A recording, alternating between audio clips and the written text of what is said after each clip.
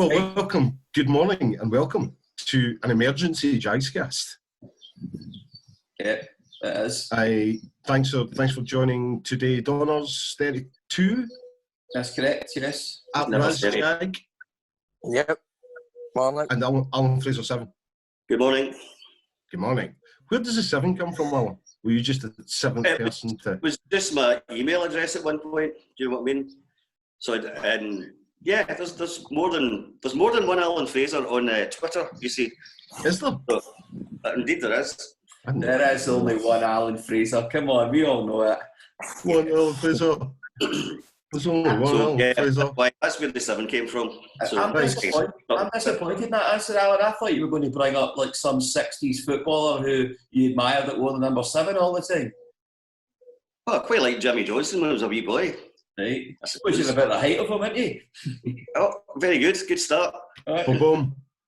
Right, gentlemen, a hastily convened Emergency Jags-Cast, given the events of yesterday, which was Friday, which is the abandonment or the postponement, apparently, of league reconstruction talks.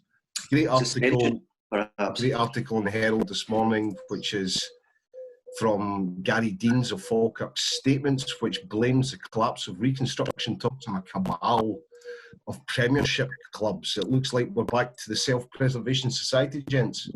Yeah, we are. I've never really came across Gary Deans before until about 2 or 3 weeks ago when I heard them on Sportsound on the Saturday afternoon. Very, very impressive character, spoke with a lot of passion, but he was articulate in what he was saying, you know. Similar to my passion, but I can't back it up with my words sometimes, as I found on Twitter yesterday. But you know, he's bang on what he's saying. You know, they've just left us all for dead.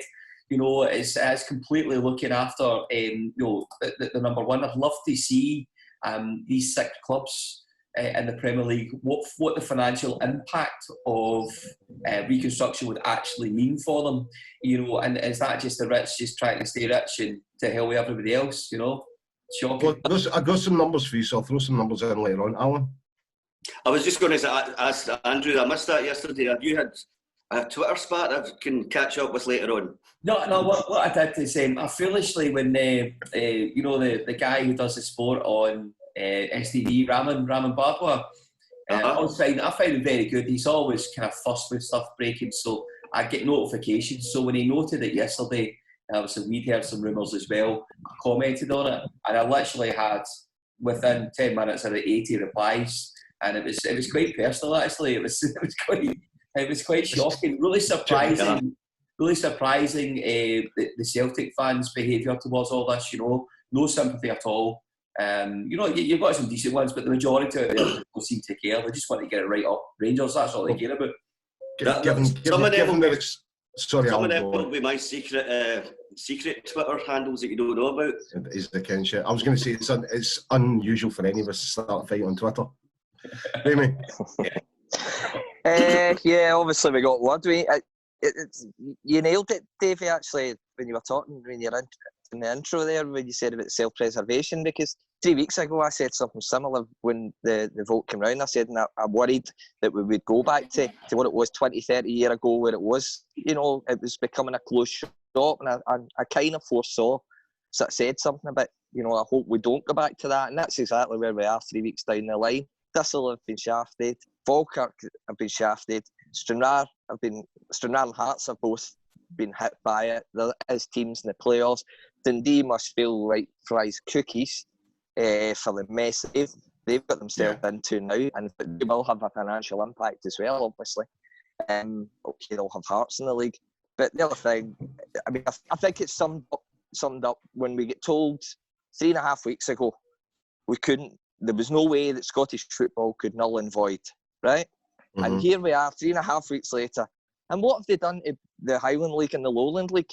It's null and void now, because Ken Ferguson of City is protecting his team, and it now means, because it would have been a playoff, Breton City will be in the league, and Kelty and Brora, after all their hard work, have been left on the outside. What's the point of a pyramid system? I mean, the whole.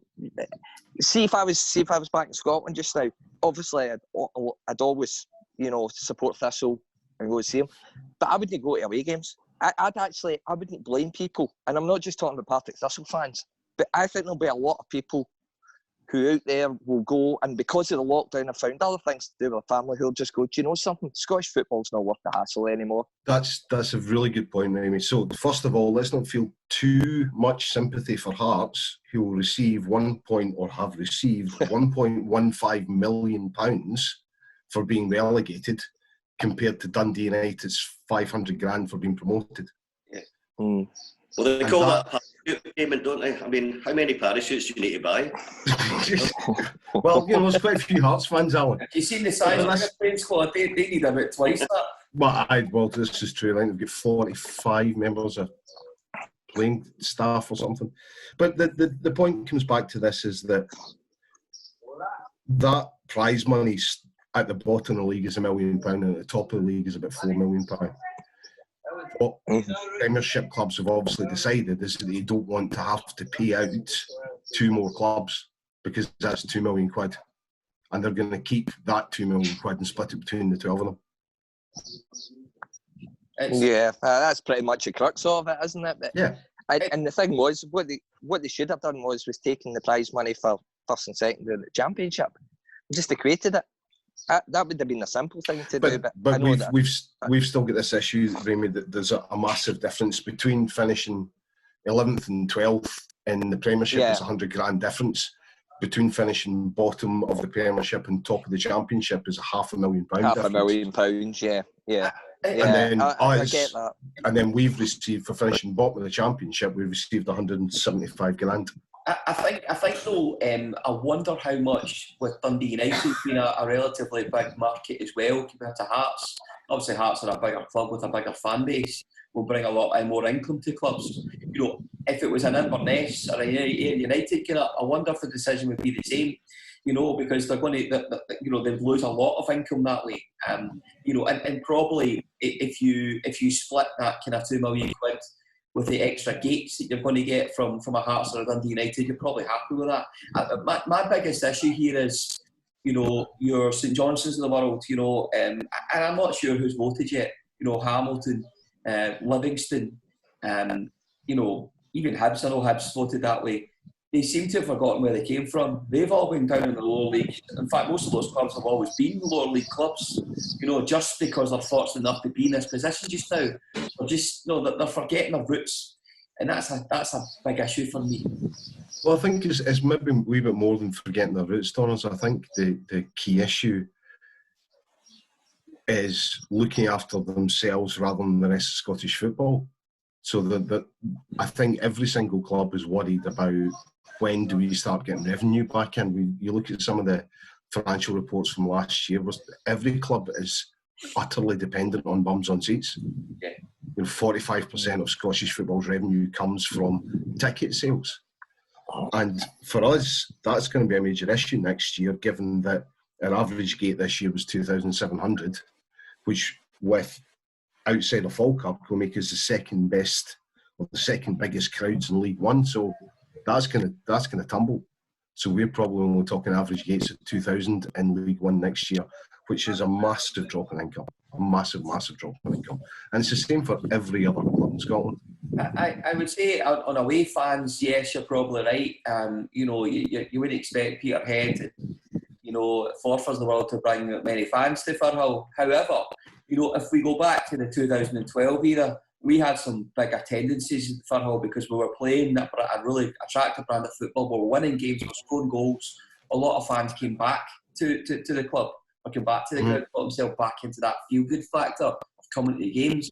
So you wonder, comparing it to this season, maybe it won't be the drop-off that we maybe expect. Well, to be honest, Donald, that was a really good squad of players, and what we find ourselves in is a situation where we have 14 signed first-team players, 4 signed development squad players, and I can't see how we could possibly go and bring in any other players on a squad of 18 in League One. I was just going to say, David, how is it going to work for loan players in the future? That's a whole different. That market might be closed off. You know what I mean? Things might changed there? I don't know. I mean, it's all on the never this anyway, because we don't even know when they're going to start being able to play football again. I talked to a lot of people who don't really go to games, and they are talking about getting back, supporting their club that they, purport to support. You know what I mean? So I think people will rally around home games. You're right, but we'll still take, if possible, a good away support as well, because people like a day out, and the whole new world going down to a different division and go to places you haven't been for years. I think the other. I think the other thing. Go on, Raymond. I think the other thing is, so we do have a hardcore of support who have stuck by the club for years. It's always been sort of round about a real hardcore of 2000.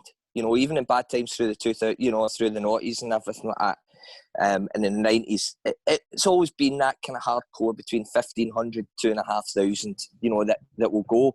I think the point, like Alan, picking up what Alan's saying about away supports, I think there'll be a lot of fans will do exactly what Alan says. It's a good day out, but they won't go to the game on what some clubs have said or voted. So they might go to the town, for example, going to Cove or, Dumbarton. People will maybe travel, go for a day out, go for a swally, but not actually go to the game, because they'll not give other clubs some money, because this will be deep rooted, and trust me, there will be some of our fans, and we will not be the only club in Scotland who'll be thinking about this. Falkirk fans will be the same. Go on, Andy. I don't think it would be as much as that, Raymond, but I do agree that there's complete poison in Scottish football just now. It's like, you think back to Serie A in the 80s and the 90s, this is terrible. Potentially, not death threats, but threats being made between clubs publicly now, Hibs, articles in the Record this morning about, Hibs having to break the news to Hearts to relegate them. That's going to sting for a long time, Yeah. And I think it, it creates that kind of real animosity amongst clubs. Well, I was saying last night in our little chat, see if clubs go bust, like a Third Lanark, a Clydebank, you're gutted. But see if some of these clubs go bust, and do you know what? I'll open a bottle of champagne and I'll say, do you know what? That's what you get. That's what you get. And I think in society has come together in this pandemic, except for Scottish football. And I think the society's better when we come together, and this has created a massive, massive void. So, Andrew, you're going to be dancing in the streets of Wraith? Yes, they will be one of those clubs, that's for sure. Well, they're not in our league next year, so never mind. You can go there anyway. Yeah, we can go to Wraith. We should have a Jags-Cast day trip organised. Yes. We can offer up a space as a prize. There's nicer places in Fife and Kirkcaldy, though, You might well think that, Alan. I couldn't possibly comment. I think last thing is, as far as away days, you just know what's going to happen now. We're going to end up with Cove and Christmas Eve, aren't we, away? Aye. Yeah, it can just. Right. But the difficulty, you can understand in some ways, when we look at our squad and the players that we've got signed and the players that we're going to have to continue to pay. We've got, as I said, 14 signed players. Our wage bill 2 years ago was £3 million. We ain't even going to turn that over next season. So if you look at other clubs who will be in a similar situation, they're still having to pay their players without knowing when we're going to get back to any revenue generating situations, but bums on seats with actually having games in stadiums. And I think that fear has driven the vote and the decision last night more than anything else. Can you tell us those 14 players for the record who has signed and what a squad looks like? For the record, well, actually, you can see what McCall's tried to do, because he's going to play 4-2-3-1 or 4-3-3. So we've got Fox instead. Here he goes. I know. Well, you know my personal preference is a 3-5-2, but we'll come back to that. We haven't mentioned that in a while. Fox instead as goalkeepers, and young Luke Scully is still signed. A back four that is Penners, Ryan Williamson, Tam O'Ware, Darren Brownlee, and we've got two development Brad Renfrew and Andy Rodden, who are both still signed. You're holding midfield, Abanzo, Gordon and Mohamed Nyang centre, plus young Dean Watson, who's in the development team, and then a front five, Dario Zanetta, Brian Graham, Lewis Mansell, Zach Rudden and Blair Lyons. Yes, that's right. So 18 players. I don't see us bringing anybody else in unless we manage to get a centre-back on loan for cover. On the list of those players you've just said, I don't think you'd have to bring anybody in. That squad is good enough to challenge for the Championship next season. And you can see what Ian McCall was doing in the January window. And yes, we probably could have done better, but he was knitting it together. We've only lost one in the last 5. You look at the front, you look at Rudden and Graham, good grief, in the first division. Score 100 goals next season, We'll need to, so we can get bodies back into the stadium. Who's going to create the chances though? Because we're light in midfield. Yeah, from that list, And I think his idea is to have Zanetta one side and Lyons the other, with probably 2 holding mids. But then again, do we need 2 holding mids in League One? I don't think so. Think so. And the young boy Lyons, nominated for one of the players of the year from the draws this season. He's played in the division, so first time at full-time football. Assuming we're going to remain full-time, that's the thing, is we've not heard these things. Yeah, so, it's the same as we know. I mean, typically what will happen is we shall edit this and put it out, and within minutes the club will make a statement, and I'm sure we're only just at the morning after the night before. I think there's a lot of people who will have to have a think. I don't think we'll see any knee-jerk reactions today, but I'm fully expecting to get a club statement at some point that says we ain't pleased and we're going to go away and think about what we're going to do. Yeah, all the statements we've had recently have been very fair, very, just all the things that we've been doing as a club we've been proud of. I think things will change today. I think the clubs will be off, and I think they'll come out all guns blazing this morning, hopefully. I could see you, Andrew, a James Traynor type figure behind the scenes. James Traynor? Maybe you be doing some of the statements. What did I have to do? No, I think that's the big thing. I wouldn't edit them. I'd just type it and send it. No, read it again. That's what I'm saying. It'd just be straight out. Blocked. Well, that's obviously what Jim Traynor does. Just types it and sends it without thinking. Maybe. I think the big thing is the amount of positivity and how classy and dignified the club has been, and that's one thing that can't be said for other clubs in Scotland. And for me, just nipping back to the 6 Premiership clubs, for me, from what I had heard, the Rangers dossier thing just blew it, because this time last week, league reconstruction was going to be going ahead, and it was at that particular time, I think it was on Monday or Tuesday, the discussion was it 14-14-14? Was it 14-14-16? And then Rangers then put that dossier, which was basically like taking a water pistol to a gunfight, for want of a better phrase. There was nothing in it that people didn't really know. There is things in it that I think are right, that should be discussed and looked at, but it wasn't this massive thing that was going to blow Scottish football apart. And what's happened is, some of these clubs have went, do you know something? Stuff you lot. I'm not voting. I'm not being seen to vote with you. And I don't think that, I have to say, I don't think Thursday's events helped. I think I kind of agree with you. I think it was a serious own goal from Anne Budge to align herself with Rangers. I think that would have pissed some clubs off and maybe get a wee bit less sympathetic. I mean, the one thing that did stand out with that Rangers dossier was the £10 million of liabilities to Sky for ending the season early. So literally, we're having to give money back. That was never discussed. But then of course they hide behind the rules that they have in their organisation to say we're not allowed to release this stuff into the public domain. Absolute nonsense. I do think it affects contracts if you put that stuff in the public eye anyway. I don't think they probably should be. I think there's some discussions that should be behind the scenes, and when there's something to report it then, rather than speculation. I think the issue, Alan, is that there's been a lack of information provided by the SPFL to the member clubs, and that things have been perhaps deliberately not, information has been withheld.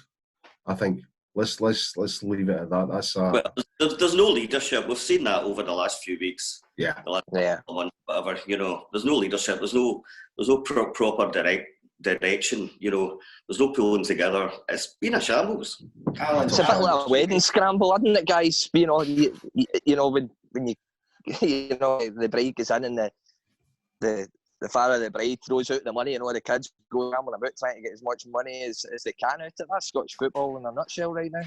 And it's not just been the last few years, it's been the last few decades.